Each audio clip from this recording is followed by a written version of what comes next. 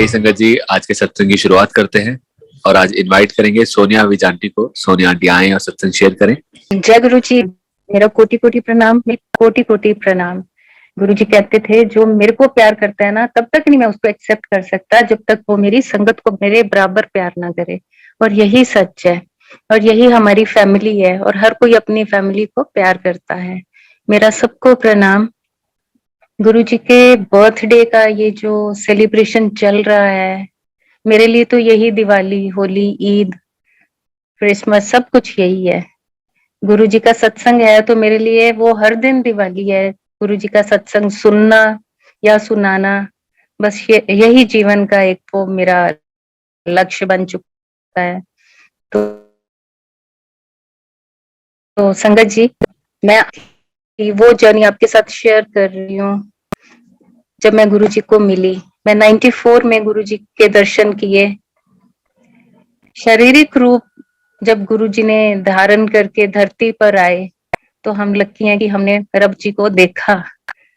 नई संगत भी उतनी इम्पोर्टेंट है, इसमें कोई शक नहीं है। लेकिन मैं हमेशा एक बात जरूर कहती हूँ कि भगवान का अवतरण होना, इस धरती पर आना, और इंसान भगवान को देखे खुली आंखों से, बहुत बड़ा एक जिंदगी का वो कह लो कि हाँ, जन्म से सारा लक्ष्य पूर्ण हो जाता है। पता नहीं कितने जन्म लेते हैं भगवान को देखने के लिए, और अगर देख लिए, पा लिए, के ऊपर तो फिर मोक्ष ही है ना। गंगा जी, मैं भी उनमें से एक हूँ जिन्होंने गुरु जी को देखा, प्यार किया जब वो शारीरिक रूप में थे। गुरु जी अब भी हमारे अंदर हैं, हमारे साथ है, हर जर्रे जर्रे में है वो महाराज। लेकिन शारीरिक रूप में जब वो आए तो हमारा सौभाग्य है कि हमने उनको देखा, उनके साथ टाइम स्पेंड किया। मैं आपको बताना चाहती हूँ, 94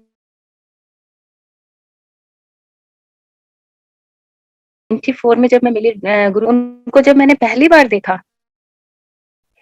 तो बहुत कम एज थी, बच्चा थी। तो मुझे बड़ा ये लगा कि वाह, बड़े अट्रैक्टिव हैं गुरुजी, बड़े अच्छे बाने पहनते हैं, क्या बात है, क्या डिजाइनर कपड़े। नहीं पता था कि गुरुजी, जब आप पहली बार इंसानी रूप में किसी भी संत, महात्मा, महापुरुष को मिलते हो तो आपको ये नहीं लगता कि ये भगवान है। क्योंकि हमारी भारत की धरती पे बहुत सारे संत, महात्मा, पीर, पैगंबर, बहुत सारे अवतार आ चुके हैं, इसमें कोई शक नहीं है। लेकिन महाशिव का आना बहुत बड़ी बात है। उस टाइम मुझे नहीं पता था कि ये भगवान है। बस मेरे हिसाब से तो ये कोई संत महात्मा है, बहुत सुंदर कपड़े पहनते हैं, वीआईपी लोग इनके चारों तरफ घूम रहे हैं, बड़े अट्रैक्टिव, इसमें कोई शक नहीं। मैं देख के बोलूं, मैंने कहा क्या गोरे चिट्टे हैं, कितने सुंदर है। क्योंकि उस एज में बच्चों को सिर्फ वही चीजें अट्रैक्ट करती हैं जो उनमें थी, जो मुझे जिस चीज ने मुझे, तो बड़े सुंदर गुरुजी हैं। अच्छा है ना, कितनी अच्छी बातें करती है, पंजाबी बोलते थे और किसी को भी डांट देते थे किसी भी वक्त।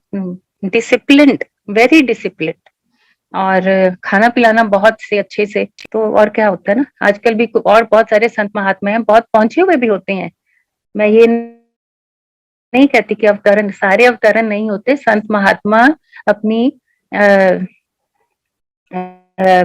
पूजा पाठ तप से जो वो अपनी शक्तियां ग्रहण कर लेते हैं, पर वो भगवान नहीं हो सकते। लेकिन वो भी हमें अच्छे लगते हैं। लेकिन ये तो महाशिव थे। तो गुरु जी के पास जाना आना होता रहता था। गुरु जी के पास जाओ, सबसे पहले जल प्रसाद, चाय प्रसाद, और जिनको उन्होंने लंगर प्रसाद करवाना था बैठा लेते थे, यहाँ पे तू बैजा, तू बैजा, चल तू कर नू जा, भेज देते थे। और ऐसे ही बस गुरु जी के साथ जर्नी स्टार्ट हुई। और मैं तब चंडीगढ़ पढ़ती थी, तो मुझे बड़ा, एक बार मिलने के बाद बड़ा वो लगा, ये बड़े अच्छे गुरुजी हैं, जब वीकेंड आता है तो क्यों ना इनसे जाके मिला जाए। तो वो तो भगवान की कृपा थी ना, या है, अभी भी है, बहुत कृपा है।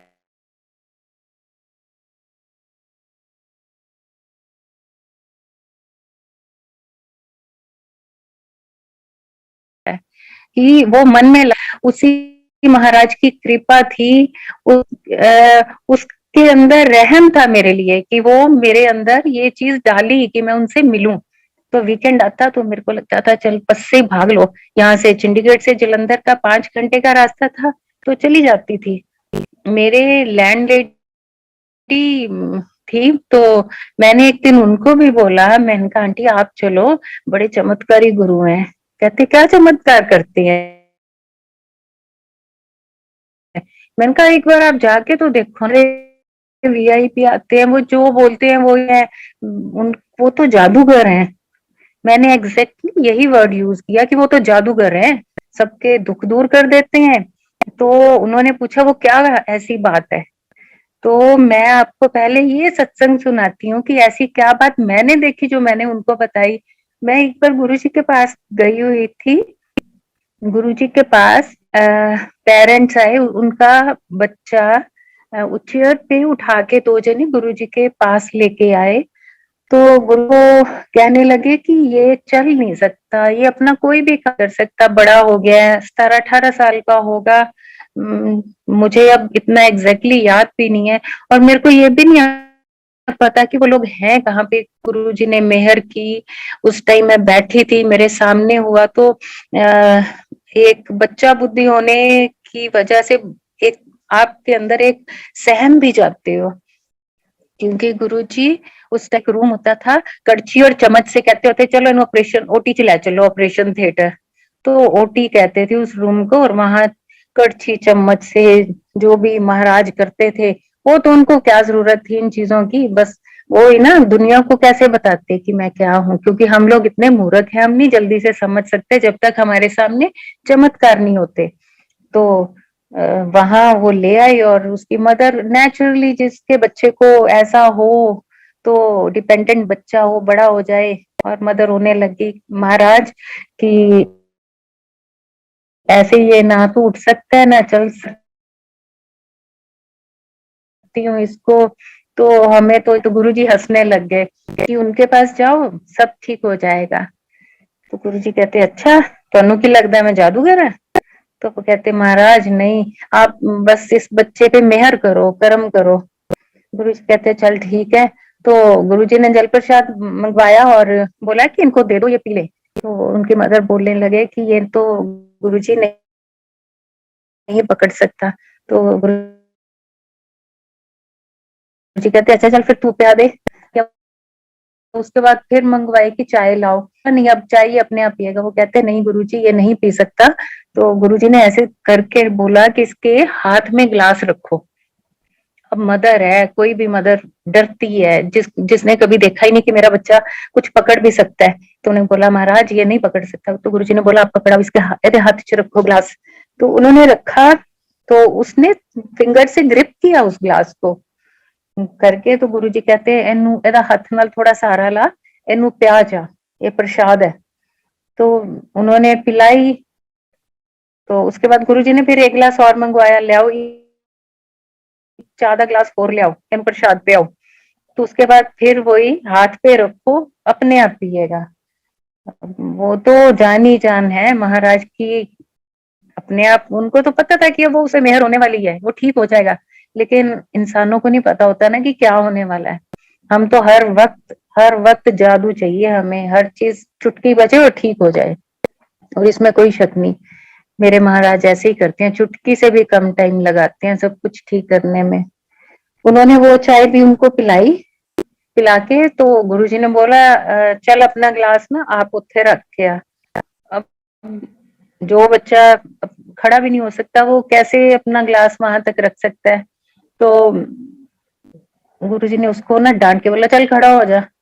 तो वो उसने दोनों हाथ अपने आर्म रेस्ट होते हैं चेयर के, वहां से थोड़ा सा जोर लगाने की कोशिश की, तो नहीं हो पाया। गुरुजी ने ना अपना हाथ नीचे से ऊपर को रेज किया। जैसे जैसे गुरुजी का हाथ रेज हो रहा था, वो उठ रहा था और वो खड़ा हो गया। इससे बड़ा चमत्कार मैंने नहीं देखा। बहुत सारे गुरुजी करते हैं, पर मैंने जो देखा, और वो खड़ा हो गया। कि इस सारे प्रोसेस को गुरुजी ने लगाए 15-20 मिनट उसको चाय पिलाने में, प्रसाद देने में, और बोलते कि जा तू अपना ग्लास उठे रख। अब वो स्टेप लेना है, जिसने कभी लिया ही नहीं उसको कैसे आ सकता है स्टेप लेना, लेकिन महाशिव के आगे तो कुछ भी पॉसिबल है। बस ऐसे ही गुरुजी की मेहर हुई, उसने स्टेप लिया, अपना ग्लास वहां साइड पे जाके रखा। जय गुरु जी, शुक्राना गुरु जी। ऐसे सब के कष्ट काटना, जैसे आपने बहुत बार सोचती हूँ वो लोग कहाँ होंगे, कैसे होंगे। उन दिनों में मोबाइल्स भी नहीं होते थे, कोई कॉन्टेक्ट नंबर, या I really want to see them कि वो कहाँ है। उस टाइम अक्ल भी नहीं थी, समझ भी नहीं थी, ऐसे होगा तो क्या होगा, कुछ नहीं पता था। तो मेरे महाराज ऐसे सबके कष्ट काटते हैं। और यही बात मैं अपनी लैंड लेडी को, अब मैं वहां आती हूँ, मैं अपने पीजी में थी चंडीगढ़ में, तो मैंने उनको बोला कि वो तो चमत्कारी गुरु है, आप एक बार चल के तो देखो ना, आप चलो। तो मेरे को ये था कि गाड़ी में ले जाएंगे, मैं सेम डे, फिर हम रात तक वापिस आ जाएंगे, नेक्स्ट डे मेरा कॉलेज है तो मैं आराम से अटेंड करूंगी। तो शी सेड ठीक है चलो अपन, मैंने बोला कि, और फिर पहुंच जाएंगे वहां पे जलंधर, तो फिर बस वहां गुरुजी को मिलके शाम को वापस आ जाएंगे। तो उसके बाद ठीक है, वो रात को पता, उसने अपने हस्बैंड को बोला होगा कि ऐसे सोनिया बोल रही है कि जलंधर में ऐसे गुरुजी हैं, चमत्कारी गुरुजी हैं, तो चलो मिलके आते हैं। तो बच्चों की बातों में आ जाती है। सॉरी आंटी, आपको बीच में इंटरप्ट कर रहा हूँ। आंटी आपकी आवाज ना बीच बीच में कट रही है, प्लीज एक बार चेक करना कि आपके सिग्नल प्रॉपर आ रहे हैं, या उस घर पे उस एरिया में रहे जहाँ सिग्नल प्रॉपर है। हाँ जी, सिग्नल प्रॉपर है, मैं बिल्कुल वाईफाई के पास बैठी हूँ। अच्छा अच्छा, चलिए ठीक है ठीक है। जी आंटी प्लीज आप कर दीजिए। हाँ जी, हाँ जी। जय गुरु जी। और बस उसके बाद हमने उन्होंने बोला कि तू पागल है कि उसकी बातों में आ गई, और देखो चंडीगढ़ से जलंधर 5 घंटे का रास्ता है, बच्चों को साथ लेके जाना पड़ेगा, सारा दिन वेस्ट होगा। तो आप, वो कहते मैं तो नहीं जाता। वो कहती कि अब मैंने तो उसको प्रॉमिस कर दिया, अब जाना पड़ेगा। जैसे तैसे सुबह करते कराते काफी लेट हो गए निकलने में।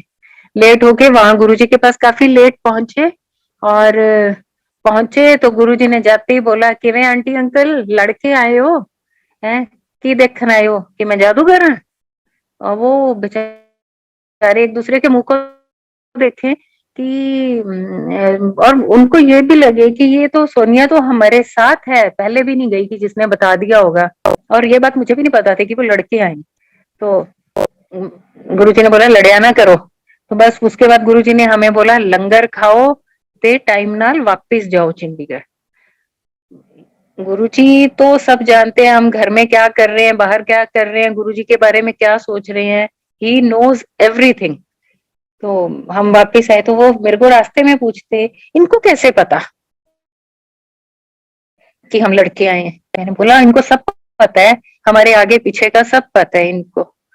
तो ये गुरु महाराज का, सिर्फ हमारा ही नहीं, उनके पास हर जीव जंतु का सारा ब्यौरा है उनके पास, कौन क्या कब कहाँ क्या कर रहा है। तो बस इसी दौरान जब हमारी एंगेजमेंट हुई, तो मेरे फादर इन लॉ गुरुजी को पहले से ही मिले हुए थे। तो गुरुजी को बताया कि गुरुजी ऐसे एंगेजमेंट करती है मुंडे दी, तो मैं ऐसी ऐसी ये लड़की है। तो गुरुजी ने बोला अच्छा ठीक है, आप ना उसको यहाँ बुलाओ, मैं उससे मिलना चाहता हूँ। तो जब हम, मेरे को बताया गया कि आप आ जाओ, गुरुजी मिलना चाह रहे हैं, हमारे गुरुजी हैं। मैंने बोला ठीक है, ये मैं 2 एपिसोड आपको पहले बता चुकी हूँ, उससे पहले की बात है। जब गुरुजी से मिलने गए तो गुरुजी खुश हुए मिलके, हाँ चंगी कुड़ी है, हाँ तेरे मुंडे ने आज चंगा काम किया है डॉक्टर। तो पापा हंसने लगे, चलो गुरुजी ने अप्रूव कर दिया है तो अच्छी बात है। तो मुझे तब लगा मैं ये नहीं करते, एक मन में आते हैं ना इंसानी भाव। तो अब गुरुजी ने कह दिया कि चंगी है, तो गुरुजी को चंगी लगी तो बस इनको भी लग गई। तो गुरुजी को हम अब समझ आती है इतने सालों के बाद कि उनका हर कहा लफ्ज, हर शब्द कितना इम्पोर्टेंट था। जो वो कहते थे वो ही आज होता है, उनकी कही एक एक बात सब सच है। उन्होंने मुझे बोला था, मैं उनका नाम नहीं लूंगी, कि आ वाली आंटी ना ये तेरी कदी नहीं होनी, तू एदे वास्ते एदे पैर भी धो के पी लेंगी ना, ये तावी तेरी नहीं होनी। तो मुझे लगता था ऐसे थोड़ी कोई होता है इंसान, अगर हम किसी को बहुत इज्जत प्यार करते हैं तो वो तुम्हारा हो ही जाता है ना। तो मेरे को लगा नहीं है, ऐसे नहीं हो सकता। तो मैंने बहुत किया उनके साथ, बहुत अच्छे से हर तरीका अपना लिया कि वो खुश रहे या ठीक से मेरे हर बात का जवाब दें, but till date she is not mine. तो मैंने कहा गुरुजी, आपका कहा हर शब्द हर वर्ड सच है। तो गुरुजी क्या बताएं, उनकी महिमा का बखान करना मेरे बस की तो बात नहीं है। मैं तो बिल्कुल ही एक ना चीज हूँ उनकी महिमा का बखान करने के लिए। अगली बार हम गुरुजी के पास गए तो मेरे को कहते, कुड़िए तेनू की बनाना आंदा है? मेरे को तो कुछ आता ही नहीं था। मैंने कहा गुरुजी कुछ भी नहीं आता। अच्छा, तेनू चाय बनानी आंदी है? मैंने कहा नहीं गुरुजी सॉरी मैंने कहा नहीं आती। कहते चल आज तेन मैं चाय बनानी सिखाना। मैंने कहा चलो ठीक है, क्योंकि मैं हॉस्टल में पढ़ती थी, मुझे सच में कुछ नहीं। तो मेरे को कहते तू ऐ कर, इलायची पाके चंगी तरह सोनी तरह उबाल के ले आई। तो मेरे वास्ते चाय बना लिया। मैंने जलंधर की किचन में पहली बार चाय बनाई गुरु जी के सिखाने पे। मैं वहां गई किचन में, मैंने चाय बनाई, बट बड़े डरते हुए चाय बनाई कि पता नहीं क्या बना होगा कैसे। मैंने ढक के ट्रे में मैं गुरुजी के पास ले गई, मैंने कहा गुरुजी चाय। अच्छा, बैठ जा। मेरे को कहते थोड़े 5 मिनट बाद गुरुजी ने चाय का टेस्ट किया, कहते बहुत बढ़िया बनी है, हुन तू ऐ कर आज जिन्नी संगत बैठी है ना एदे वास्ते सब वास्ते चाय बना के लिया। अब मेरे को हो गया मैं क्या करूं, एक कप के लिए तो ठीक था, काउंट कर लिया कि इतना डालना है, इतनी इलायची डाली और चाय बन गई। अब मैं फटाफट नजरों से फटाफट अंदाजे से काउंट करना शुरू किया कि कितने लोग हैं, आधा कप पानी, दूध आधा आधा करके कैसे करना है। और मेरे को फिर चाय मैंने बनाई संगत जी के लिए, क्योंकि वो महाशिव की पता नहीं क्या कल्याण करवा रहे थे उस टाइम। हम नहीं जानते इन चीजों को। तो सारी संगत के लिए चाय प्रसाद बनाया, दिया। वो मैंने पहली बार ऐसा किया था। और संगत जी उसके बाद अब जहाँ सत्संग होते हैं अबोहर शहर में, तो गुरुजी की दया से मेरी ही परमानेंट ड्यूटी लग जाती, इतनी चाय तो सोनिया बनाएगी। वो उसकी महिमा है जो सेवा ले रहे हैं, तो मेरा उसमें कुछ भी नहीं है। पर मुझे ये सोच के इतना अच्छा लगता है कि कितने धन्य हैं हम, कौन से कर्म किए होंगे कि महाशिव से हमने सीखा। बात वो नहीं है ये दुनियावी ये चाय बनाना, ये बात सिर्फ वो नहीं है, ये बात है उसमें गुरुजी ने मेरे कितने जन्मों के कर्म काटे होंगे, उस चीज को फोकस करती हूँ अब मैं। उस टाइम तो कुछ भी नहीं था, ऐसा सोच भी नहीं थी। क्योंकि सही बता रही हूँ, मुझे नहीं पता था ये महाशिव है। और गुरु जी कहते थे कोई नहीं उनमें तो बुलाना ना। और उस तो बाद मैं जो तो नहीं होवागा ना इतने तो लाइना लगन गिया। मुझे लगता था 30-50 लोग आते हैं यहाँ पे, काफी लाइना लगनी है ना। और चमत्कार ही तो करते हैं, जादूगरी तो करते हैं। तो ये सच में ही अब समझ आती है, उससे बड़ा जादूगर तो है ही नहीं कोई, जो सारे ब्रह्मांड को चला रहा है। और कितना बड़ा जादूगर चाहिए हमें। हम बहुत धन्य हैं, हमारे भाग्य बहुत अच्छे हैं कि जय गुरु जी बोलना भी बहुत बड़ी बात है, भाग्य के बिना नहीं बोल सकते।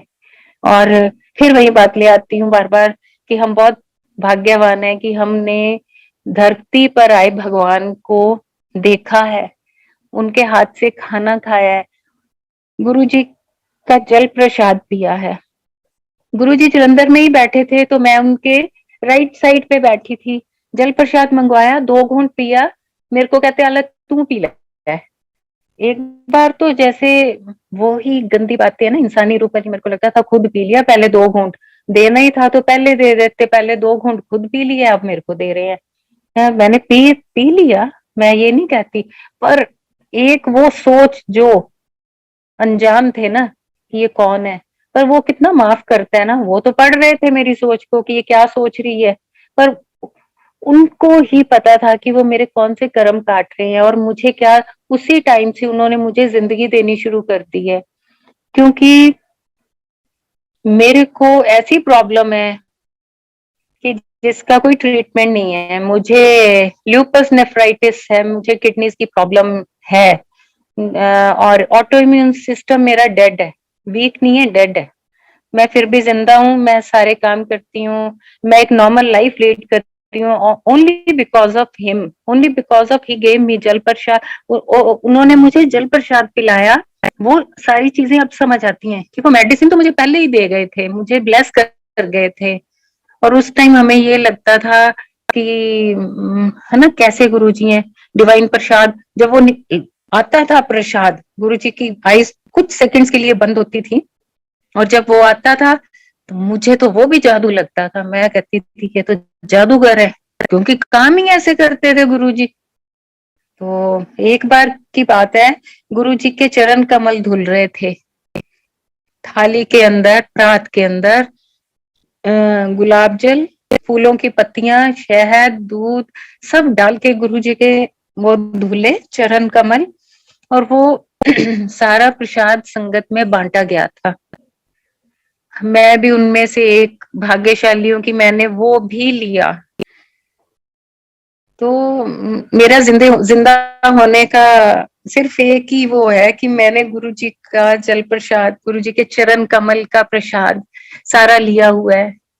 संगत जी, गुरुजी आज भी देते हैं ये सब।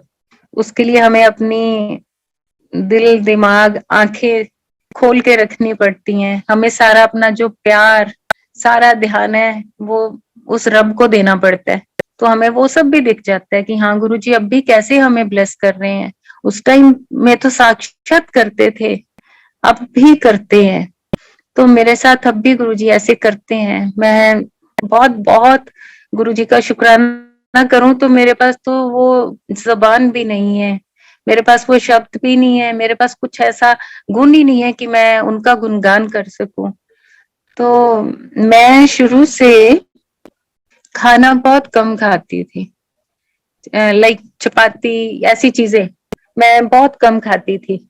तो गुरुजी के पास बैठे हुए थे, तो लंगर गुरुजी खुद सर्व करते थे, स्पेशली चपाती गुरुजी खुद देते थे। तो अब लंगर मिला, बड़ी बड़ी चपाती मिल गई, 4 जने खा रहे हैं। तो अब एक खाने के बाद मुझे लगा कि बहुत हो गया। अब मैं इतने में गुरुजी सामने बैठे हुए, उन्होंने वहीं से चपाती फ्रिस्बी की तरह फेंकी और मेरी प्लेट में। मैंने कहा, तो क्योंकि घर से बताया गया था कि जो भी मिले वो खाना है, छोड़ना नहीं है। अब कैसे ना कैसे करके वो भी खा ली, खत्म होने में रही। तो मैंने कहा शुक्र है खत्म हुई। इतने में तो जी एक और फ्रिस्बी आ जाती है। मैंने कहा मर गया, अब आंखें बाहर आने को हो गई, अब क्या करें। और गुरु जी अपने वो मुट्ठी बंद करके अपने गाल पे रख के मुस्कुरा रहे थे। उनको भी पता था ये इसकी कैपेसिटी नहीं है इतनी, बट वो फिर वही बात है ना, भगवान जानता है कि वो क्या कर रहे हैं। तो वो तो मेरे कष्ट काट रहे थे जैसे तैसे, फिर वो भी खाई। बहुत बहुत शुक्राना गुरु जी, आपने उस टाइम से लेके पता नहीं कितने जन्मों से आप हमारा ध्यान रख रहे हो। ये तो हम ही हैं जो अभी भी दुनियावी चीजों में फिर उलझ जाते हैं, फिर याद आती है ओ हे भगवान, आज तू रह गया, तेरा जाप नहीं हुआ, ये नहीं हुआ। मन ही मन चाहे करते रहते हैं, फिर भी वो उलझाव है ना जो एक, उसमें फिर आ जाते हैं हम।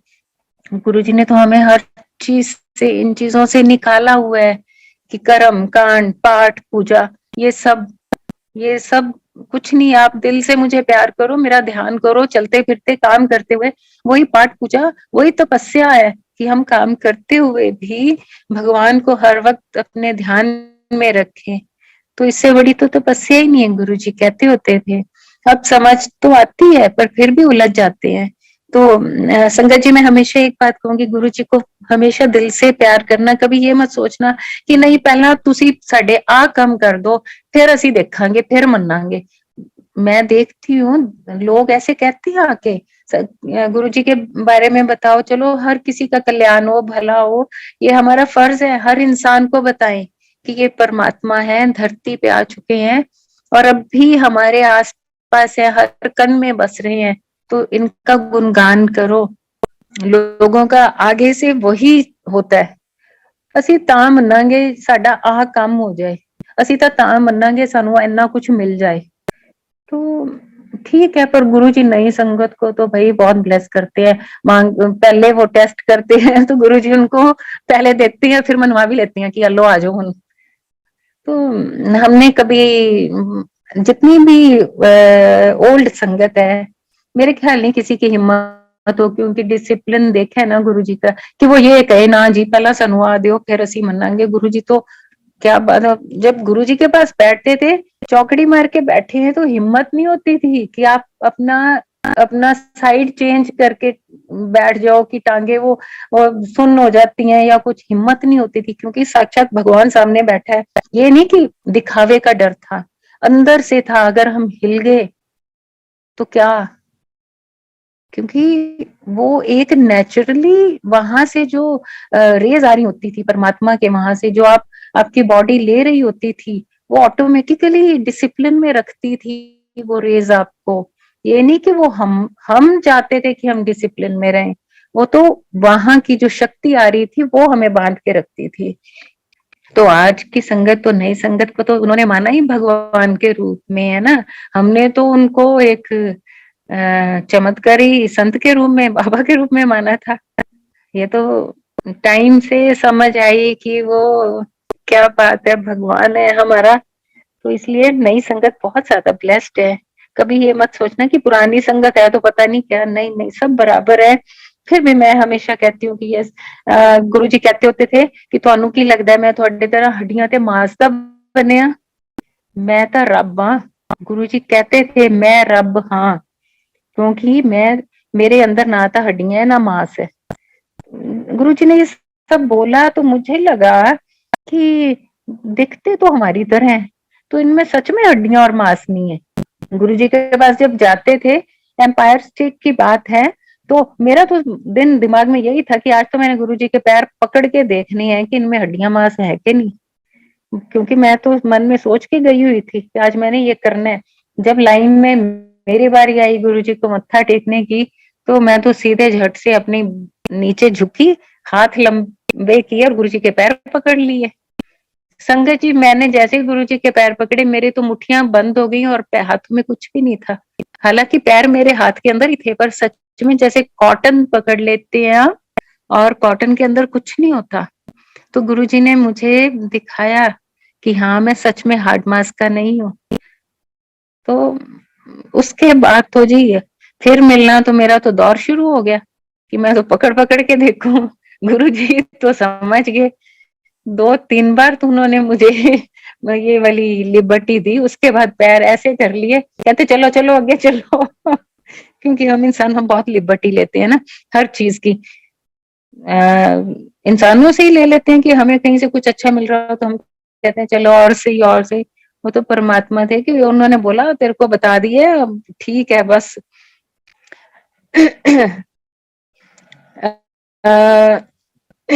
गुरु जी का मैं बताती हूँ कि मेरे फादर इन लॉ, उनको एस्ट्रोलॉजी का बहुत शौक था।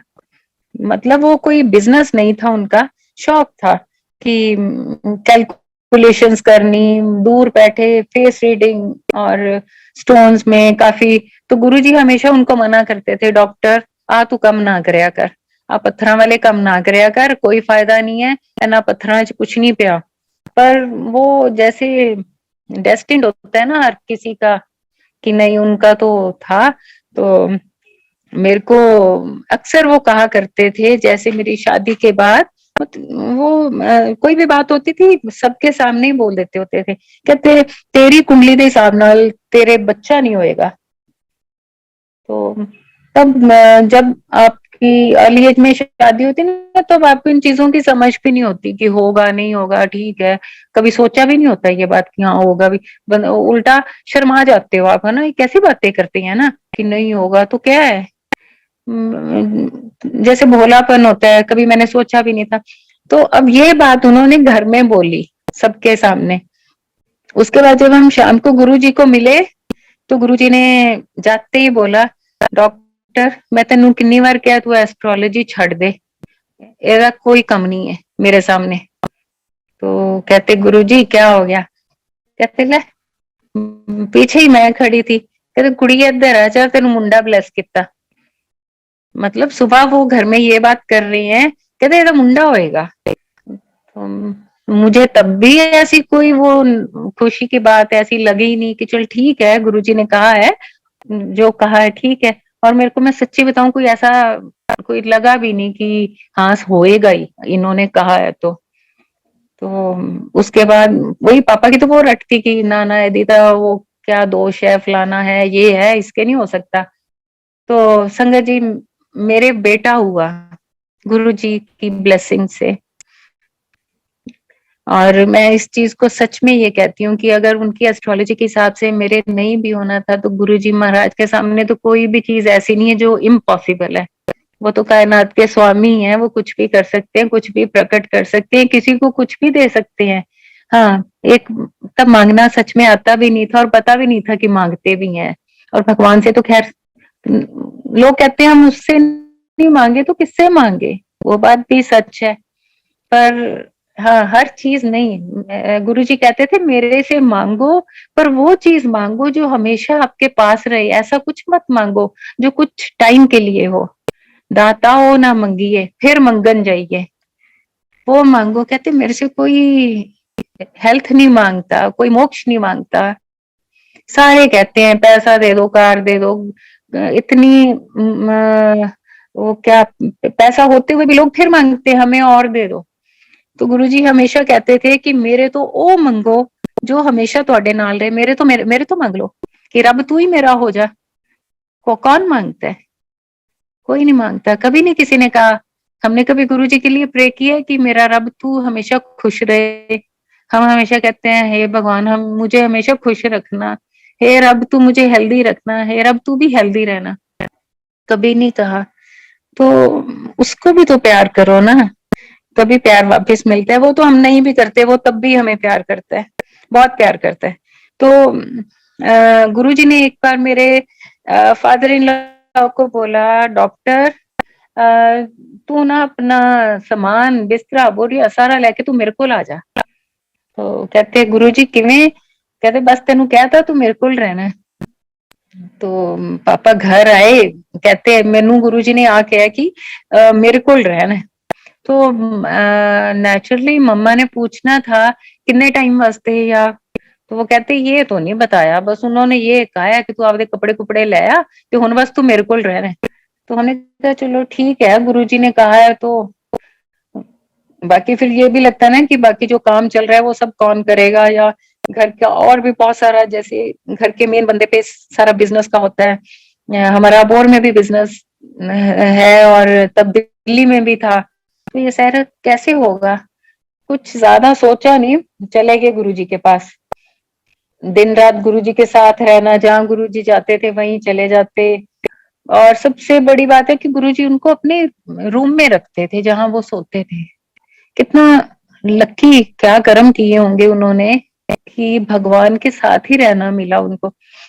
एक बार पापा घर आए तो कहते गुरुजी ना मैं उनके साथ रहता हूँ, और मैं जब मेरी आंख खुलती है ना वो बेड पे नहीं होते, दरवाजे भी वैसे बंद होती हैं पर वो बेड पे भी नहीं होते। कहते पता नहीं क्या चीज है। कहते मैं एक बार तो मुझे लगा कि मैं अंदर से कुंडी मैंने लगाई नहीं, फिर कहते मुझे लगा कि शायद मैं नींद में होऊंगा, वो बाहर गए होंगे, मैंने कुंडी लगा दी होगी। तो कहते मैं सुबह पर देखा गुरुजी बेड पे थे। तो सारी चीजें फिर कहते कि गुरु जी ने मेरे को बाबा नानक और शिव भगवान के दर्शन कराए हैं। तो हमने कहा अच्छा, गुरु जी ऐसा भी करते हैं। तब बहुत कम लोग थे जिनको गुरु जी इतना ब्लेस करते थे कि बाबा नानक और शिव और जो भी, जिस परमात्मा को जिस रूप में आप मानते हो, गुरु जी दर्शन करा देते थे अपने रूप में, और आज भी कराते हैं। आप भगवान एक है, किसी को मानो। गुरुजी हमेशा कहते हैं पूजा पाठ कितना करो। जरूरी नहीं कि तुसी सिर्फ आही करना है, तुसी जिन्नू मनदे हो ओनू प्रॉपरली ओदा पूजा पाठ करया करो। तो जब उन्होंने घर आके हमें बताया कि उनको गुरुजी ने दर्शन कराए हैं साक्षात, तो तब भी लगता था कि शायद वहम हो जाता है, कई बार हम नींद में होते हैं या कुछ। पर ये सब चीजें ना अब रिकॉल करती हूँ ना तो अब लगता है कि नहीं, गुरुजी तो अब भी देते हैं दर्शन, अब भी ये सब चीजें, जितने हमारे वहम, जितने हमें ऐसी चीजें माइंड में आती हैं उसी टाइम आके क्लियर करते हैं। बिल्कुल हमारे साथ हैं गुरुजी। ये फील करना या ना करना ये हमारे ऊपर है। उसको फील करने के लिए भी तो कुछ तो वो चाहिए ना, एक साफ सुथरा ऑरा। भगवान हमेशा सफाई पसंद है। कहते हैं ना गुरुजी बहुत सफाई पसंद थे। किसी कोने में जरा सा भी कुछ होता तो उनको पता होता था यहाँ सफाई नहीं है। तो वो सफाई सिर्फ दुनियावी ही नहीं थी, उस वो सफाई उसमें भी थी कि हमारे अंदर की, हमारा अंदर साफ है तो हमारा ऑरा भी उतना क्लियर हो जाता है। अगर हमारा ऑरा क्लियर है तो भगवान ऑटोमेटिकली हमें दिखाई देगा, फील होगा। किसी चीज को फील करने के लिए भी सफाई बहुत जरूरी है, और भगवान को फील करने के लिए तो अंदर की सफाई बहुत जरूरी है संगत जी, बहुत जरूरी है। गुरु जी तो बहुत बड़े बड़े हमारे दुख दर्द दूर करते हैं, तो ये तो फिर कोई ऐसी बात नहीं है। छोटा सा मैं आपको बताती हूँ। अभी 4-5 दिन पहले, आजकल मैं चंडीगढ़ आई हुई हूँ, तो चंडीगढ़ में एक सत्संग था, इनवाइट किया, हम लोग गए। तो रास्ते में, वैसे मैं समोसा नहीं खाती, मैं जो मुझे प्रॉब्लम्स है मैं उसके हिसाब से fried, rare rarest to rare होता है कि मैं खाऊं, तो मैं नहीं खाती। तो जब घर से चले तो मैंने साथ दीदी बैठे थे, मैंने बोला आज ना मेरा समोसा और केसर का लड्डू खाने को बहुत मन है। कहते चलो आते हुए ना अपन ले लेंगे और तू खा लेना। संगत जी हम वहां गए, वहां जाते ही मुझे समोसा और केसर का लड्डू दिया गुरुजी ने। तो गुरुजी कितने पास है हमारे। ये तो हमारे फील करने की बात है ना, कि हम उसको याद करके ये फील कराएं कि हाँ, हाँ हम तेरे हैं, तू मेरा है। जिस दिन ये हो जाएगा तो उस दिन तो किसी और चीज की वो रहेगी नहीं, इच्छा भी नहीं रहेगी। तो गुरुजी तो छोटी छोटी बातें हमारी सारी इच्छाएं ऐसी पूरी करते हैं कि हमारे ज़बान पे आती है और झट से पूरी होती है। और इससे ज्यादा हमें और क्या चाहिए, कुछ भी नहीं चाहिए। गुरुजी के साथ हमारी ऐसे जर्नी चलती रही। 2002 की बात है, 1 या 2 की बात है संगत जी। गुरु जी को मिलना, उनके साथ रहना, और विद इन अ सेकेंड आप कुछ सालों के लिए सारा ब्लैकआउट हो जाए। आई मीन कि गुरु जी का आपको ध्यान भी ना रहे कि गुरु जी हैं। हमारी जिंदगी में ये हुआ है। इतना ज्यादा गुरु जी के साथ रहने से, रोज गुरु जी को मिलना, रोज जो गुरु जी कहीं भी जाते थे हम वहीं पीछे पीछे, जलंधर, चंडीगढ़, सब जगह गुरुजी के पीछे पीछे पहुंच जाते थे। और जब दिल्ली में थे, जब मेरी शादी हुई तो मैं दिल्ली में रहती थी, तो वहां से हम एम्पायर स्टेट तकरीबन रोज जाते थे। सिर्फ उस दिन नहीं जाते थे जिस दिन गुरुजी कह देते थे बस आज या कल तुसी नहीं आना। जब वो नहीं कहते थे तो हम तो शाम को पक्का भी गुरुजी के पास जाना है और जाना ही है। और ये चलता रहा सारा सिस्टम। और 2001 या 2 के बाद गुरुजी ने हमारे दिमाग पे पर्दा डाल दिया कि मैं कौन हूँ और तुम कौन हो। वो बहुत भारी और बड़ा माड़ा टाइम था, क्योंकि हम्म, अब यही कह सकते हैं परमात्मा ने जब कष्ट काटने होते हैं ना, कटवाने होते हैं, तो उसमें कुछ तो हमें भी बर्दाश्त करना है ना। बहुत सारे तो उन्होंने काटे हमारे। सही कहते हैं गुरुजी, 90% काटते हैं और 10% हमें खुद काटने पड़ते हैं। और वो 10% भी इतने भयानक हो जाते हैं ना हमारे लिए, हम नहीं बर्दाश्त कर सकते। तो उसमें सिर्फ एक ही चीज है, गुरुजी का मंत्र जाप, गुरुजी की याद हर वक्त अगर साथ रखते हैं तो वो भी काटते तो हैं, पर वो कैसे कट रहे हैं वो नहीं पता चलता, एहसास नहीं होता उन चीजों का। संगत जी वो 2002 से लेके 2014 तक बहुत बहुत ऐसा टाइम, क्रूशियल टाइम काटा कि उसको बताना भी शायद रोंगटे खड़े हो जाए। बहुत, क्योंकि जब आपकी जिंदगी में भगवान नहीं है ना तो कुछ भी नहीं है। ये बात हमेशा ध्यान रखना, भगवान है तो सारा कुछ है। कई बार लोग ऐसे बोल देंगे, जा तू मेरा ये नहीं किता ना, जा मैं भी तेनू नहीं मानता। तो भगवान का क्या बिगड़ रहा है? तो तुम्हें फिर 100% कष्ट काटने पड़ेंगे, काटो, हिम्मत है नहीं है। अगर भगवान है हमेशा नीवा होके रह, गुरु जी हमेशा कहते थे नीवा होके रह, नीवे रुखा नु फल लगदे है। वो वही है कि हमारे कष्ट काटता है वो परमात्मा, उसको याद करने से।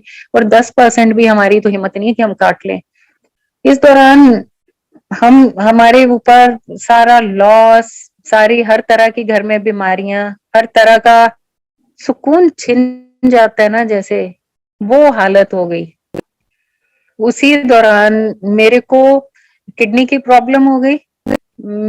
मेरे फादर इन लॉ को कैंसर हो गया। आप सोचो, जो गुरुजी के साथ रहे हैं दिन रात, उनके कैसे कर्म होंगे कि जो दिन रात गुरुजी ने साथ रखा और उनका एंड कैंसर से उनकी डेथ हुई। और बहुत बहुत बहुत उन्होंने कष्ट सहा, उनकी बड़ी मुश्किल से लास्ट टाइम निकला।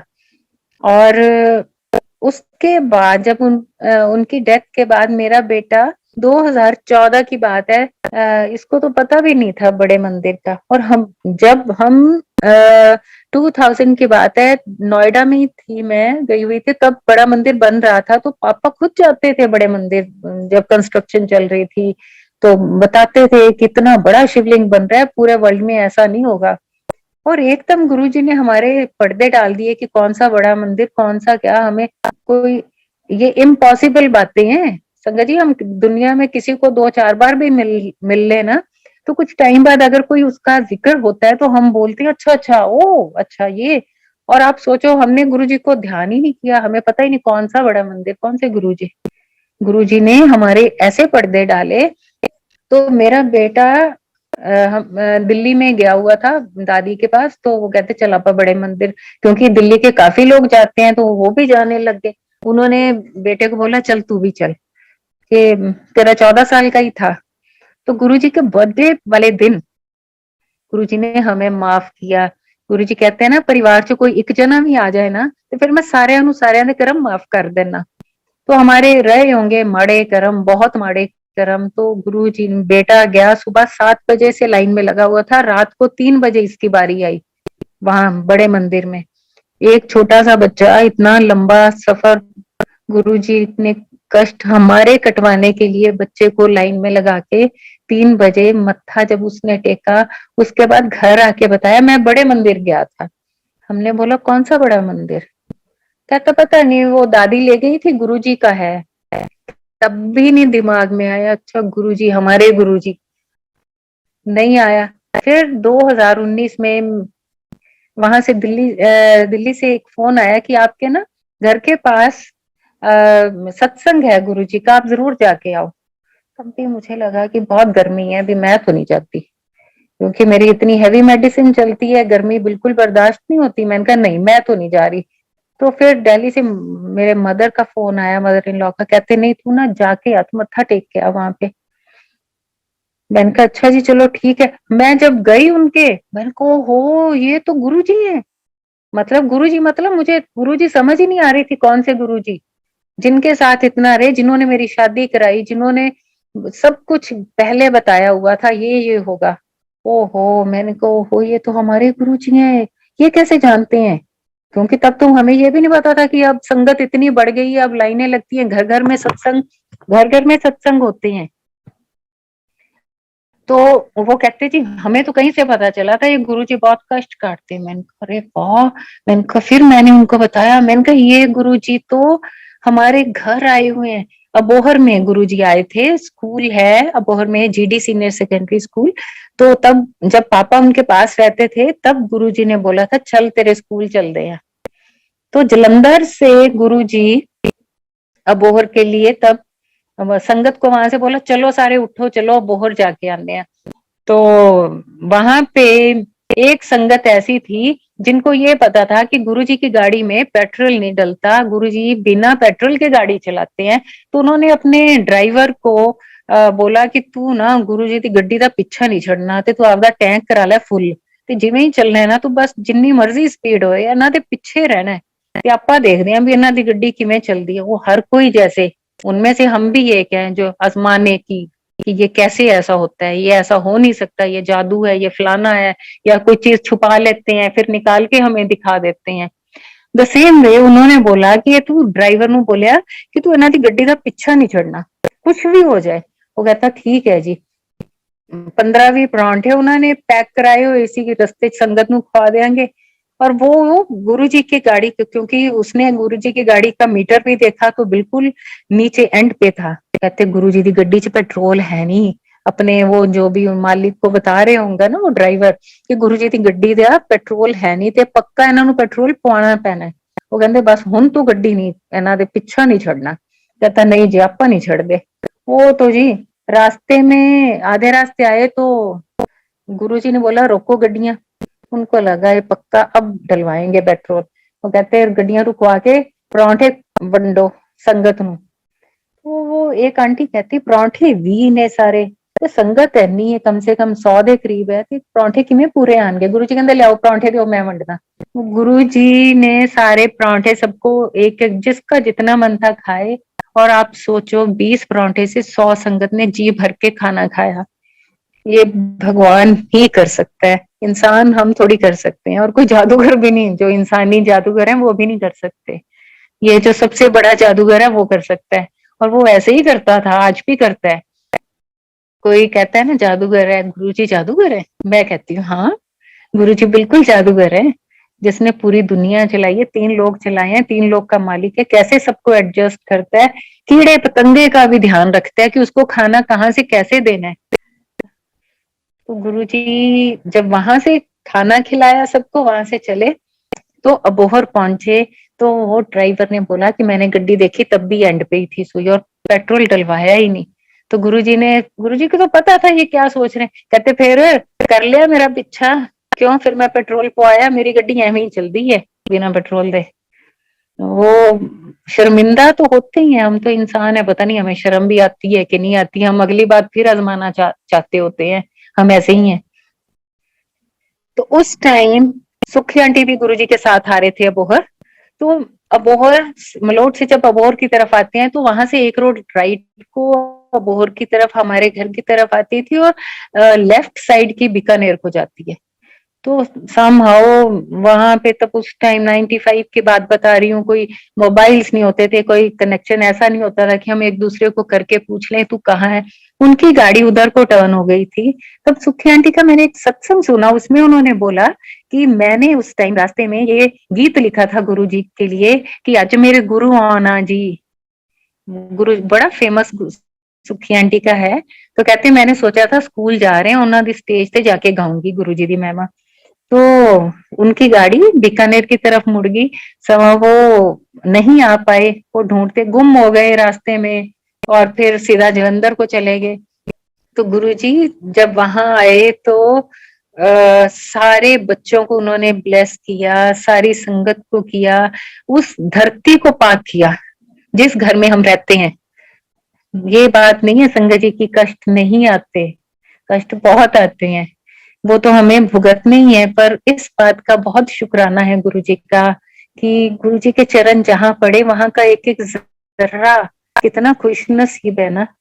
मैं बहुत बार अपने स्कूल प्रेमिसेस के अंदर ही घर है, मैं बाहर निकल के वो चीजें देखती हूँ, उन पेड़ों को छूती हूँ कि यहाँ गुरु जी खड़े हुए थे आते वक्त, यहाँ गुरु जी के चरण पड़े, यहाँ की धूल अब भी वही है क्योंकि स्पर्श हो गया भगवान का। कितनी जागृत चीज होगी ना, कितनी जागृत ईंटें हैं, कितनी मिट्टी वहां की, पेड़ पौधे, हर चीज, वातावरण। क्योंकि मेरा गुरु यहाँ से निकला, यहाँ आया, यहाँ बैठे गुरु जी, वहां से ऐसे जैसे sometimes I feel I am mad क्योंकि मैं अकेले में ये चीजें वो उस चीज को महसूस करना चाहती हूँ थोड़ा सा। जब सारे अपने बिजी होते हैं मैं घर से वहां उस जगह पे निकल के उस चीज के पास चली जाती हूँ। गुरु जी आप यहाँ थे, यहाँ खड़े हुए। तो गुरु जी का जो प्यार और ये सब चीजें महसूस करनी पड़ती हैं, बहुत बहुत बल आता है। तो संगत जी बस गुरु जी फिर जब वहां आए तो वो घर, मैं हमेशा गुरु जी को कहती हूँ गुरु जी इस चीज को ऐसे ही रखना, जिस जगह पे गुरु जी बैठे मैं कभी भी नहीं चाहती कि वहां की रेनोवेशन हो, वहां की कोई चीज बदली जाए। जिस काउच पे गुरुजी बैठे थे, मैं सब कहते हैं पुराना हो गया इतना, तुम क्यों नहीं चेंज करती? मैंने कहा नहीं, ये पुराना नहीं है, ये ऐसे ही रहेगा, चाहे टूट जाए कैसा भी हो जाए, मैं इसको कभी भी नहीं यहाँ से हटाना चाहती। गुरुजी की गद्दी आज भी वहां लगी है, गुरुजी आज भी हैं, महसूस करते हैं लोग जो आते हैं, वो महसूस करते हैं कि गुरुजी है यहाँ पे। और सच में इसमें कोई शक नहीं है, गुरुजी सच में है। उनकी जो खुशबू, उनका एहसास, उनका प्रेजेंस वहां पे सच में महसूस होती है। संगत जी, एक दिन एक संगत जी आए हुए थे, पहली बार आए थे। उनको किसी ने बोला होगा कि यहाँ गुरुजी आए थे, बहुत वो शिव का अवतरण है, और आप जाओ, कोई होगी किसी को प्रॉब्लम। तो कहते जी मैं मत्था टेकने। मैंने कहा आप जरूर आए। तो जब वो बैठे रहे, उठने लगे, तो कहते आप तो कहते हो गुरुजी झोले में नहीं है, गुरुजी तो सामने बैठे थे जब तक मैं बैठी हूँ, वो देखो स्माइल दे रहे थे मेरे को। तो गुरुजी तो हैं। अब उनको साक्षात दर्शन हुए, उन्होंने बोला जो पहली बार आए हैं वो तो वो लकी है ना, भगवान ने साक्षात उनको दर्शन दे दिए। तो हमने बोला जी ये आपके अच्छे कर्म है कि हम भी वहां बैठे हैं, आपको दिखाई दे रहे हैं कि गुरुजी उसी काउच पे बैठे हैं और दर्शन दे रहे हैं आपको। ये तो आपके भाग्य है, कोई पिछले जन्म के। मैं आपको एक सत्संग और शेयर करना चाहूंगी। लॉकडाउन की से एक महीना पहले मैं बड़े मंदिर गई थी। सॉरी। बड़े मंदिर से मैं वहां से गुरुजी की चरण धूल उठा लाई थी। गुरुजी की क्यारियों में से थोड़ी सी चरण धूल उठा के ले आई। पता नहीं क्या मन में आया, मैंने नीचे से उठाई, अपने पॉकेट में ऐसी के ऐसे रख ली। अब जब वापस दिल्ली से अबोहर आए तो लॉकडाउन हो गया। अब वो बड़ा भयानक टाइम सा लगा था जब फर्स्ट टाइम लॉकडाउन हुआ। किसी से मिलना नहीं, किसी से बात नहीं, चीत नहीं, कोई, तुम इंसानों को भी नहीं देख सकते आपस में। अब मैंने 2-4 दिन के बाद मुझे ध्यान आया, मैं वहां बड़े मंदिर से वो उठा के लाई हूँ धूल। तो अब क्या, स्कूल बंद हो गया, इतनी रौनक जहाँ पे बिल्कुल बंद, शांत, हर पूरा वातावरण ही शांत था, पूरा ऑल ओवर वर्ल्ड। तो मैंने बेटे को बोला, मैंने कहा ये ना बड़े मंदिर से मैं चरण धूल लाई हूँ, क्योंकि 2 कटोरियों में आधी आधी करके मैंने बोला चलो हम जितने प्लांट्स है ना हमारे, उनमें थोड़ी थोड़ी एक एक चुटकी डाल देते हैं, ताकि ये जगह और भी पवित्र हो। गुरु महाराज से प्रार्थना करते हैं कि ऐसे रौनकें जैसे थी वैसे बनी रहे, सारे कष्ट कट जाए। हमने 2 कटोरियों में वो मिट्टी वहां से जो लाई, धूल अलग अलग की, जैसी आधी आधी की, जो मेरे बेटे के हाथ में कटोरी थी उसमें से इतनी ज्यादा खुशबू आई, इतनी फैलने लग गई। मैंने कहा ये तो गुरु जी की खुशबू है। कहता मम्मा ये देखो मेरी उसमें से आ रही है। मैंने अपने वाले को स्मेल किया, उसमें से नहीं आ रही थी, और सेम वही धूल वहां से लाई है और सिर्फ हाफ हाफ की है। संगत जी मैंने वो चरण धूल एक डिब्बी में बंद करके रखती है, वो तभी रखती थी 2 साल पहले। आज भी खोलती है, ना भी खोले तो उस चीज की खुशबू, गुरु जी की प्रेजेंस है। तो गुरु जी हमें बताते हैं कि तू घबराया मत कर, मैं हर जगह साथ हूँ। अगर ये दुनिया में अगर कष्ट आया तब भी मैं तेरे साथ हूँ। वो उनकी प्रेजेंस थी जो शो करते हैं कि मैं हमेशा तुम्हारे साथ हूँ। तो घबराना नहीं चाहिए। हम मैं भी घबरा जाती हूँ, बहुत कुछ बातें हो जाती हैं ऐसी कि हम बस उस पे विश्वास है ना, तो वो सब कुछ ठीक हो जाता है। कुछ भी ऐसा मुश्किल काम भगवान के लिए नहीं है कि वो ना कर सके। और मैं आपको सिर्फ एक इंसिडेंट और बताना चाहती हूँ कि जब सारा ब्लैकआउट हुआ था 2001 से लेके 2014 तक की बात, तब हम भूल गए थे कि कौन से गुरुजी, बड़ा मंदिर, कुछ नहीं पता था। और लेकिन हमारी जो एक इनर सेंस होती है ना, जब हम भगवान को मानते हैं या कुछ, भगवान की कृपा तो रहती है, हम छोड़ देते हैं, भगवान हमें कभी नहीं छोड़ता। ये तो प्रूव हो गया कि भगवान हमें कभी नहीं छोड़ता। तो वो सब हो गया, तो उसके बाद जैसे अंदर एक वो होती थी, हाय कि मेरे को भगवान चाहिए, मुझे कुछ ना कुछ ऐसी जगह ले जाओ। मैं घर में बोलती रहती थी कि मुझे कुछ पाठ करना है, मेरा मन करता मैं भाग जाऊं, मैं तपस्या करनी है। मैंने ब्रह्म कुमारी इसका मंदिर ज्वाइन कर लिया। आप सोचो कहाँ गुरुजी के पास रहते थे और कहाँ मैं एकदम कहाँ से कहाँ आ गई। वहां जाना शुरू किया, वो मेडिटेशन कराई, ये है वो है। थोड़ी देर बाद, कहना नहीं चाहिए, वॉट एवर जो भी हुआ वहां पे मेरे को नहीं ठीक लगा, मैं वापिस जाना छोड़ दिया। उसके बाद फिर वो भटकन कि मुझे चाहिए, उसके बाद कुछ और ऐसे ये योगा कुछ मैंने ऐसे कर लिया बीच में, क्या क्या इतनी भटकन लगी कि नहीं मुझे तो भगवान चाहिए। कभी किसी जगह भाग रही हूँ, कभी किसी जगह भाग रही हूँ, सहयोग कभी कर रही हूँ, वहां के मंदिर पाठ ये वो, घर में ही 100 100 200 लोगों का वो मेरे घर में ही कर दो, जो भी तुम पाठ पूजा करते हो। पता नहीं किन किन चक्रों में गुरु जी ने मुझे डाल दिया। और गुरु जी ने अपने जब चोले में थे तब उन्होंने मेरे को एक मिश्री का प्रसाद दिया था और मुझे ये कहा था कि ਜਦੋਂ तक का प्रसाद तेरे कोल रहेगा ना तेनू कभी कुछ नहीं हो सकेगा, और तू सारी जिंदगी आ प्रसाद अपने नाल रखना है। तो मैंने कहा ठीक है। मैंने वो इतना सारा प्रसाद था, मैंने एक पॉलिथीन में ऊपर लिखा हुआ था गुरु जी और अपने लॉकर में रख दिया। अब क्या हुआ, 2008 की मैं बात बताती हूँ, तब मुझे फर्स्ट टाइम किडनी की प्रॉब्लम डिटेक्ट हुई थी कि मुझे नेफ्रोटिक सिंड्रोम डिटेक्ट हुआ। तब काफी सीवियर प्रॉब्लम होगी मुझे तब। तो जब प्रॉब्लम होती ना तब आप बहुत कुछ करने को तैयार हो जाते हो, इधर ये दान कर दो, फलाना ये कर दो, वो कर दो, कोई संत महात्मा बाबे बहुत आने शुरू हो गए जी कि ये कर दो, इससे ये करा दो। एक आए कोई इंसान, वो आते ही उन्होंने एक बात बोली, इसके पास इसकी अलमारी में एक ना मिश्री का प्रसाद पड़ा है, जब तक ये उसको निकाल के नहीं फेंकती ना तो इसका कुछ नहीं हो सकता। पहले तो मैं कहूँ मेरे पास तो ऐसा कुछ है ही नहीं है। वो कहते नहीं है, तू याद कर तेरे पास है एक मिश्री का प्रसाद। मुझे देखा, मैंने कहा हाँ बिल्कुल है मेरे पास। मतलब बैड कर्मास जब सामने आते हैं ना तो ऐसे होता है। काटने तो है ना, वो भी भगवान ने कैसे कटाना है वो ओनली ही नोज। तो मैंने निकाल, वो कहते मेरे को दे दे ये। संगत जी मैंने वो प्रसाद निकाल के जब उनको दे दिया ना, उसके बाद जो मेरी हालत जिंदगी में हुई है, भगवान किसी के साथ ही ना करे। मैं चीखे मारती थी, मुझे इतनी, मेरी उसके साथ ही मेरे को किडनी की सेकंड प्रॉब्लम स्टार्ट होगी, lupus nephritis. Auto immune system dead हो गया मेरा। यार डॉक्टर्स को किसी को समझ ही ना है कि इसको हुआ क्या है। मैं इतनी चीखे मारती थी, मैं जैसे कोई पागल हो जाता है, वो मेरी आंखें ठहर गई, सिर्फ छत देखती थी। लोग अब बताते हैं, मेरे को नहीं ध्यान, मेरे को उतना ही ध्यान है जब मैं चीखे मारती थी सारा सारा दिन। साल लगातार मुझे इंजेक्शंस दे दे के सुलाते थे, दिन में कितनी बार क्या क्या देते थे।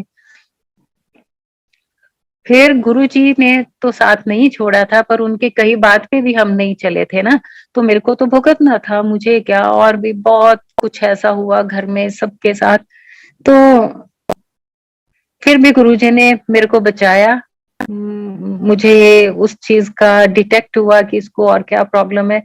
तो मैं वही बता रही हूँ कि जब गुरुजी हमें जिस चीज के पे चलने को कहते हैं हम नहीं चलते, तो हम माँ बाप बच्चे को कहते हैं ना तूने ये काम नहीं करना, ये गलत है, और वो करेगा तो वो गलत ही होगा। तो वो तो हमारा माई बाप पता नहीं कितने जन्मों का है, कितने जन्मों से हमारे साथ है।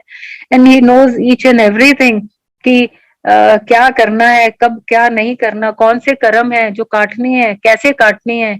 हमें लगता है कि नहीं जी, हम तो बस गुरु जी मिल गए, अब हम जो मर्जी करें, अच्छे बुरे जो मर्जी, क्योंकि वो बैठे हमें देखने वाला। सो ऐसे इस तरह मैंने वो गुरुजी का प्रसाद वो निकाल के उस बंदे को दे दिया। वो कौन कहाँ गया, कहाँ ले गया, आई डोंट नो। और उसके बाद मैंने बहुत भुगता है, पर फिर गुरुजी की इतनी कृपा महिमा क्या बखान करूं कि मुझे जिंदगी मिली हुई है, क्योंकि गुरुजी ने मुझे अमृत पिलाया हुआ है।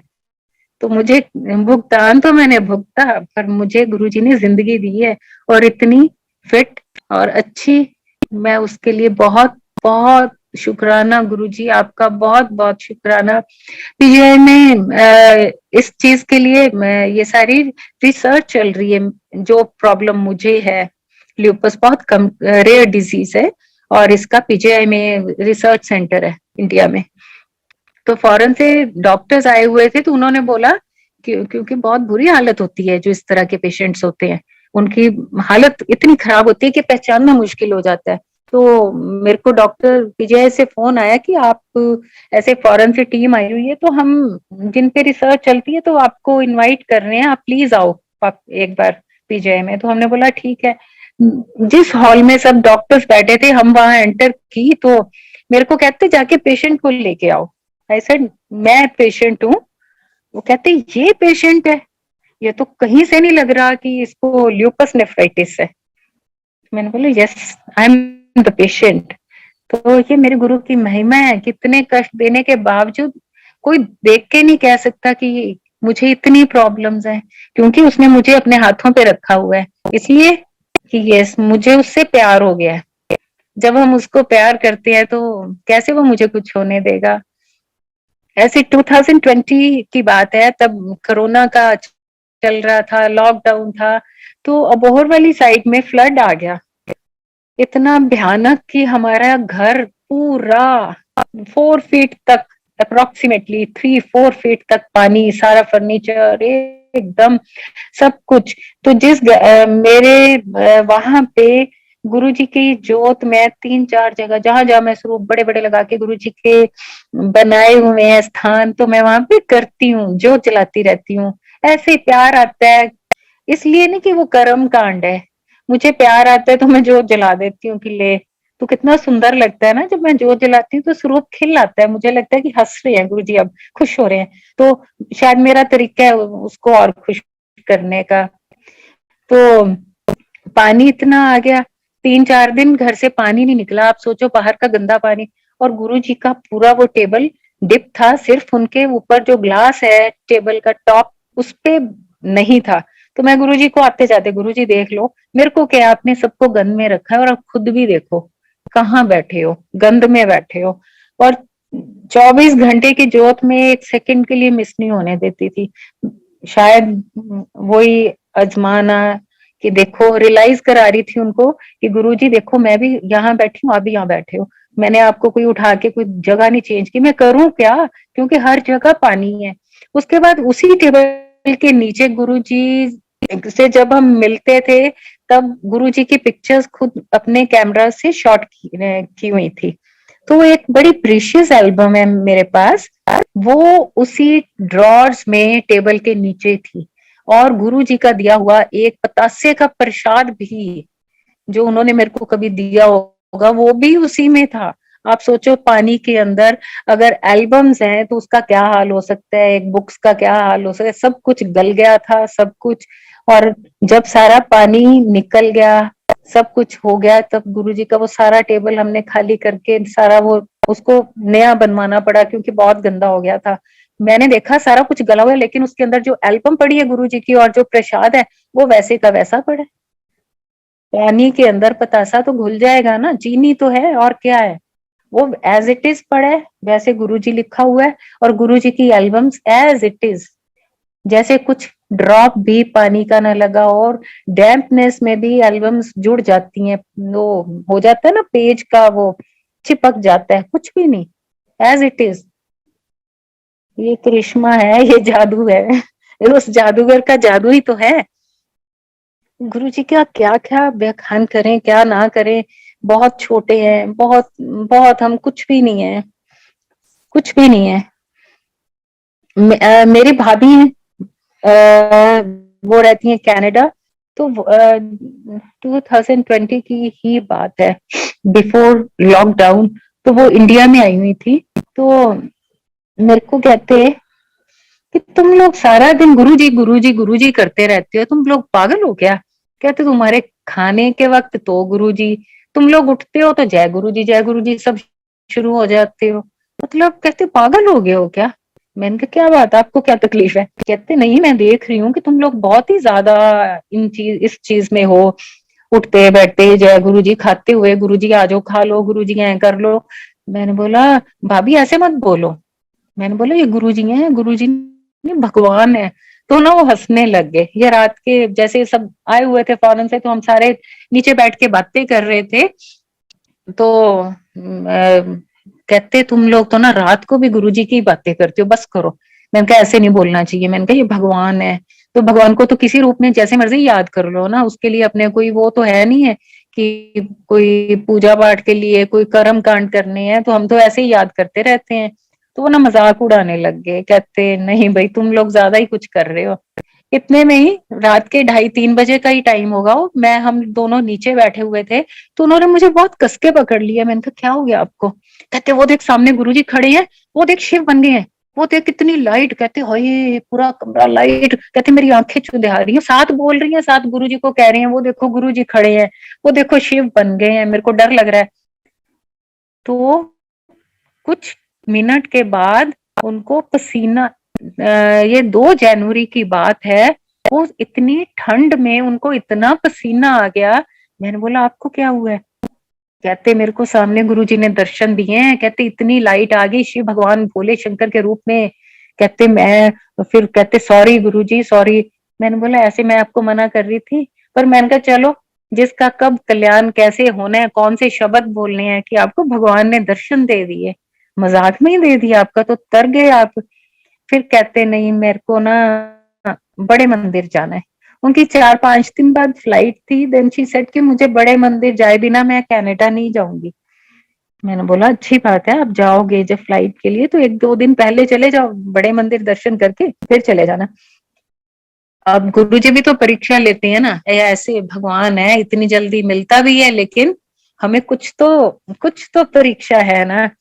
अब जैसे अगले दिन उनके टूथ प्रॉब्लम शुरू हो गई, इतनी पेन कहते वो हो मैं क्या करूं। उनका ट्रीटमेंट शुरू करवाया तो डॉक्टर ने बोला आपको तो 4-5 दिन लगेंगे ये सब कराने में सारा, क्योंकि काफी ज्यादा काम है। मेरे को कहते अब ये मैंने कराया तो मेरा बड़ा बड़ा मंदिर कैंसिल हो जाएगा। मैंने कहा मुझे नहीं पता, ये आपका वो सारा है, आपने कैसे वो करना है सारा। इतने में वो कहते नहीं मैं दिल्ली जाती हूँ, वहीं से करा के फिर बड़े मंदिर चली जाऊंगी। अब बड़े मंदिर के लिए वो उनकी नीस है, शी इज इन एयरफोर्स, तो कहते मैं उसके साथ चली जाऊंगी। मैंने कहा हाँ ठीक है। तो उसका बेबी है छोटा सा, थोड़ा रिटार्टेड बेबी है, तो वो सारा दिन चीखे मारता है सारा दिन। भाभी मेरे को वहां से फोन करके कहती है अब मैं क्या करूं, अकेली तो मैं जा नहीं सकती, मेरे को रास्ते नहीं पता कि मैं टैक्सी लेके चली जाऊं इतनी दूर, तो मुझे डर भी लगता है। मैंने बोला आप देख लो कैसे। कहते उसका बेबी इतना तंग करता है, 2.5-3 साल का है, तो उसको तो फीड करना पड़ता है, वो चीखे मारता है, सोता नहीं है, 24 घंटे में भी मुश्किल से 2 घंटे उसको सुलाती है, वो भी गोदी में। तो मैं कहती हूँ उसको साथ लेके जाना बहुत मुश्किल है। मैंने कहा जैसे तैसे ये आपकी प्रॉब्लम है, अब देखो। अब फिर मैंने बोला आप ऐसे करो गुरुजी को प्रेयर करो, गुरुजी मेरे को बड़े मंदिर आप लेके जाओ। कहते अच्छा फिर वो मुझे ले जाएंगे? मैंने कहा क्यों नहीं लेके जाएंगे, गुरुजी अगर आपको दर्शन दे सकते हैं आपके सामने आ गए कि मैं भगवान हूँ। कहते चलो। वो भी मैं नहीं मानती कि उन्होंने ऐसे ही कह दिया गुरुजी आप ले जाओ मेरे को बड़े मंदिर। The moment she said, driver आया, कहता मैडम आपने कहीं जाना है? उनसे भाभी से पूछता है, कहती हाँ मैंने जाना है, बड़े मंदिर जाना है। और जो उनकी नीस है वो भी कहती है आज ऑफिस से मैं जल्दी आ गई हूँ, चलो बुआ मैं भी साथ चलती हूँ। तो वो कहते बच्चे का क्या करोगी? कहते नहीं बच्चे को तो मेरे को साथ लेके जाना पड़ेगा। वो कहते हम पहली बार जा रहे हैं, पता नहीं वहां अलाउ करेंगे कि नहीं। वो कहते जो भी है। वो चल पड़े। एनीवेज उनको मैं वहीं से फोन पे रास्ता बताती कि यहाँ से टर्न ले लो, वहां ये पॉइंट आएगा। वो पहुंच गए बड़े मंदिर। बड़े मंदिर की टेरिटरी में जैसे ही एंटर हुए, उस बच्चे ने ना शोर किया ना कुछ, वो बिल्कुल शांत हो गया। वो हैरान हो गए कि इसको क्या हुआ है, तो आज तक ये चीखों के बिना तो कुछ करता ही नहीं है। वहां चल के गया गुरुजी के मंदिर में, जल प्रसाद पिया। जो बच्चा इस तरह के होते हैं वो ऐसा नहीं कर सकते। चाय प्रसाद पिया, लंगर प्रसाद खाया, चुपचाप खाया, और वहां से जब वापिस आए, और उस बच्चे में भी अब बहुत फर्क है, सिर्फ एक बार बड़े मंदिर के हैं वो बच्चा। उसके बाद भाभी ने फ्लाइट ली और वो गए कनाडा। तो गुरु जी क्या नहीं कर सकते, अब उनके साथ उन्होंने देखो उस बच्चे का भी कल्याण करना था, क्या साधन बनाते हैं वो करता है जो करता है, तभी तो उसको क्या बोलते हैं, करता। वो ही करने करावन अपन हार, वो ही करने वाला है। उन्होंने किसके थ्रू कैसे कड़ियां जोड़ते हैं, वो किसका कैसे कल्याण कराना है, तो उस बच्चे का भी कल्याण कराया, उनका भी कराया। हे परमात्मा ऐसे ही सबका कल्याण कर देना, सबका। और बस सबसे एक ही रिक्वेस्ट है, सिर्फ गुरु जी को प्यार करो, वो सब बाकी सब कुछ वो करने वाला है। कर्म कांड, जात पात किसी में बिलीव नहीं करते थे गुरु जी। गुरु जी कहते थे वहम परम, इतना मेरे सामने कोई कम नहीं है। जब मेरे गुरुजी ने मेरी शादी फिक्स करनी थी, तो गुरुजी ने मेरे इन लॉज को बोला कि 31 अगस्त में फिक्स करते हैं, इन्हों का ब्याह कर दो। तब मैं हॉस्टल में थी, पढ़ रही थी, तो सब कहते कि अभी वो भी पढ़ रही है, वो भी पढ़ रहा है, तो गुरुजी इतनी जल्दी तो हम नहीं करेंगे, अभी साल और रुकेंगे। तो गुरुजी ने बोला कि जो मैं कहता ना वही करो। तो एज आई टोल्ड यू कि वो एस्ट्रोलॉजर थे, उन्होंने 31 अगस्त निकाला। कहते गुरुजी ये तो श्राद्ध ने, श्राद्ध च किवें कर दिए। गुरुजी कहते जे मैं कहता ना नराते श्राद्ध कोई कम नहीं करते उत्थे, फिर इन्हां दा ब्याह कर दो। I am the only one जिसकी शादी श्राद्धों में हुई, गुरु जी ने कराई। तो गुरु जी कहते थे वहम भरम इनसे परे हो जाओ, दूर हो जाओ, सिर्फ एक चीज मान लो कि मैं भगवान हूँ, मुझे याद कर लो, मंत्र जाप कर लो। उस टाइम सच बताऊं, मंत्र जाप होता ही नहीं था। अभी गुरुजी ने अब क्या बोलूं, वर्ड्स नहीं आते ना, हम वो उसका अभी वो हुआ नहीं था, बाद में हुआ। ये तो अभी जब मैं हम दोबारा गुरुजी ने हमें अपनी शरण में लिया है, तब सत्संग जब अटेंड किया तो मंत्र जाप चला, ओम नमः शिवाय, शिव जी सदा सहाय, ओम नमः शिवाय, गुरु जी सदा सहाय। मैंने बोला ये क्या, क्योंकि जब गुरु जी पास हम जाते थे तब तो ऐसा कुछ था ही नहीं कि ऐसा मंत्र जाप होना है। तब गुरबानी चलती थी 2 घंटे, गुरबानी चलती थी। गुरु जी कहते थे आ मैं ही लिखे सारा गुरु ग्रंथ साहब, ਇਹਨੂੰ ਧਿਆਨ ਨਾਲ ਸੁਣਿਆ ਕਰੋ, ਤਾੜੀਆਂ ਨਾ ਮਾਰਿਆ ਕਰੋ ਜਦੋਂ ਗੁਰਬਾਣੀ ਚੱਲਦੀ ਹੈ, ਇਹ ਝੂਮਿਆ ਨਾ ਕਰੋ, ਸਹਿਜ ਨਾਲ ਢੰਗ ਨਾਲ बैठो, रिस्पेक्ट ਨਾਲ बैठो, गुरबानी समझ आए ना आए ਇਹਨੂੰ सुनो। तब मुझे भी नहीं आती थी समझ, मैं सिर्फ इसकी रिदम म्यूजिक वो एंजॉय करती थी, पर मुझे ये नहीं समझ आया। हालांकि पंजाब की थी, पंजाब में ही रहे, पंजाबी भी आती सारा कुछ, पर मुझे ये समझ नहीं आता था कि क्या बोल क्या है। पर वो भी तभी समझ आ सकती है जब उसकी कृपा हो, रहम होगा, उसका रहम हुआ तो मुझे एक एक गुरु जी की कृपा से पूरे ग्रंथ साहब का एक एक वर्ड का मीनिंग समझ आता है, अपने आप आता है, हर चीज की समझ आने लग गई है। गुरु जी तब भी कहते थे जदों 2 घंटे का सत्संग है ना, ओदे च सिर्फ गुरबानी शब्द चलाओ और कुछ नहीं। महिमा गाते हैं, सब लोग गाते हैं, लेकिन वो जब 2 घंटे का शब्द गुरबानी का खत्म होता है उसके बाद चलाओ, पहले चलाओ या बाद में चलाओ, लेकिन 2 घंटे का सत्संग सिर्फ गुरबानी चलाओ। मेरी सबसे हाथ जोड़ के रिक्वेस्ट है, प्लीज गुरु जी की इस बात पे चले। एक मैं, और ये जो नाच गाना है ना, अब बहुत ज्यादा है, मैंने पहले भी सत्संग में रिक्वेस्ट की थी सबसे, प्लीज अगर कोई स्पेशल ओकेजन है, अब गुरु जी का बर्थडे है तो हाँ वो तो उत्सव है, भगवान ने जन्म लिया था, हमारे लिए बहुत बड़ा दिन है, लेकिन नॉट इन एवरी सत्संग की हम सिर्फ नाच गाने से शुरुआत करें, बीच में भी नाचे जा रहे हैं, एंड में भी जब नाच ली आरती की और गए। नहीं, किसी के घर शादी ब्याह है, लेकिन उसमें भी 2 घंटे का सत्संग है तो शब्द बानी चलाओ, उसके बाद नाच गाना जो मर्जी करो। गुरु जी के टाइम भी हमने देखा है, अटेंड किया है, अगर कोई ताड़ियां मारता था ना गुरबानी में तो गुरुजी तो टोक देते थे, आके करी जाना है, आके कर रही है, टिक जाओ, कौन ताड़ियां मारता है बानी। बानी को समझो, अगर हम ताड़ियां मारेंगे तो हमें समझ ही नहीं आएगी क्या है, कुछ भी शब्द गान, क्योंकि वो गुरु की भगवान की महिमा महिमा गाते हुए सिर्फ कंसंट्रेट करो कि वो बानी क्या कह रही है हमें, वो हमारे लिए ही तो है।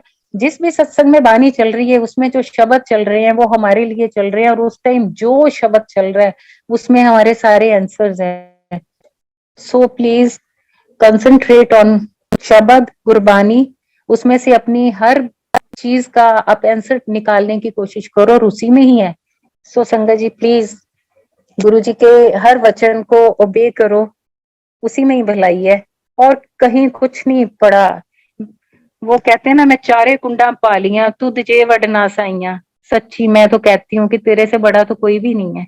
मैं तो बहुत भटकी, बहुत देखा, भटकन थी, क्योंकि अंदर से जो हमारी आत्मा है वो तो जन्मों से ही प्यासी होती है ना भगवान की।